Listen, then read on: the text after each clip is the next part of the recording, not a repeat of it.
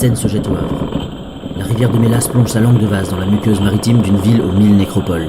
Sous les pavés, on sait, se cachent des souterrains païens, des dédales de béton, des crânes enterrés sous la ferraille d'obus balourds et éventrés. Les viscères de l'histoire dégoulinent, quelquefois, hors du continuum. Le Havre est ainsi fait que sa destruction dégénéra son espace-temps même.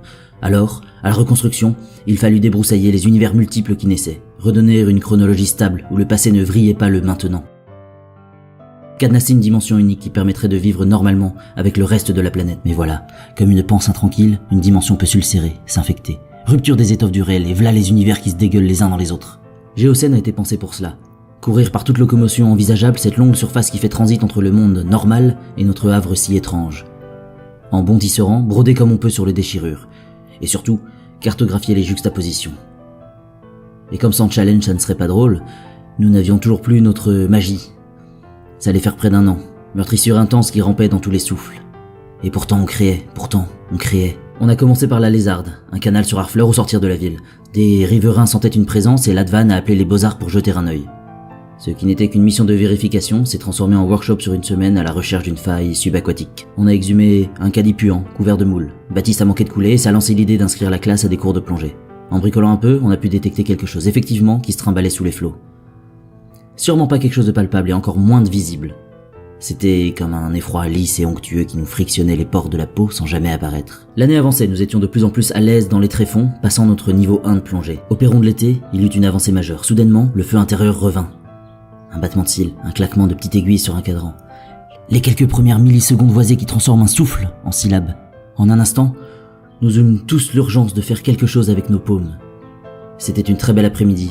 Alice insuffla ses couleurs à la cour pour célébrer. Géocène se traduisait aussi sur les rails. Nous étions à nouveau en workshop sur la ligne entre Le Havre et Paris. Les plateaux brumeux de Normandie sont absolument magnifiques et les alcôves interdimensionnelles qui les jalonnent enivrantes. Moi, comme un abruti, j'ai perdu les quelques 10 gigas de documentaires sur le sujet. Heureusement, mes camarades ont tous produit aussi durant ces journées. Leurs restitutions vous donneront un écho de cette mission. Ensuite, il y a eu mes pèlerinages à moi. Faut savoir que le remue abyssal que drague la rivière Noire ne s'arrête pas au pont de Normandie. La Seine se délite ici, pénétrée de plus en plus par les lames salées qui font l'océan. Ici, une autre surface, longue et verticale, une surface dans la surface.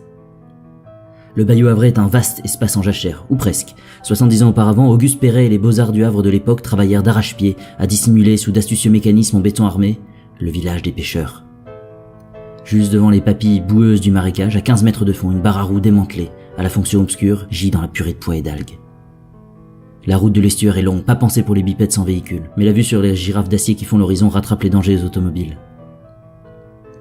Loin, loin au nord, il y a cette autre apocalypse rétinienne. Les Havrais l'ont surnommé le bout du monde. Passé les éventuels naturistes et même une fois un furieux masturbatoire sans aucune considération pour les promeneurs que nous étions, on arrive au vortex. Un tunnel en béton armé qui plonge dans la chair en argile de sa falaise. C'est une exploration à venir. Il y a, au-delà, la décharge effondrée de Dolmar, une quincaillerie à l'air libre où des explosifs côtoient des fleurs en plastique. Entre les remblais imbibés de rouille, on trouve des pans entiers de blocos. Et toutes ces plantes étranges et dures qui font la cour aux mousses maritimes. Finalement, à la pointe extrême, près des épaves d'Aquaco, j'ai trouvé une frontière. La présence angoissante effleurée dans le canal de la Lézarde s'y étiole. Les 500 marches du titan ferrugineux achèvent de couper tous les ponts avec ce sentiment ambulant. Ok, c'est un format trop court pour s'étendre sur le sujet. J'ai préféré resserrer le propos sur les pôles de la cité. Il y a cependant tant d'autres brèches où les ténèbres s'immiscent, où le continuum à étage du Havre s'effrite et où des gravats effroyables font contact avec la dimension commune. Les bunkers à flanc de coteaux aux abords de la ville, le centre abandonné des neiges, toutes les venelles cachées entre la ville haute et la ville basse. J'aurais aimé parler du jour, de la tempête qui fit sortir le Havre sur la grève, de la dimension des abîmes, fraîchement modélisée mais invisitable, encore de la tour du temps, disparue. Voilà, c'est tout ça Géocène, c'est cette cartographie dans la pénombre des eaux épaisses qui dévorent nos histoires, et pas l'inverse. C'est une bruine sur l'encre de nos mémoires, encre qui coule, qui tâche et qui s'efface.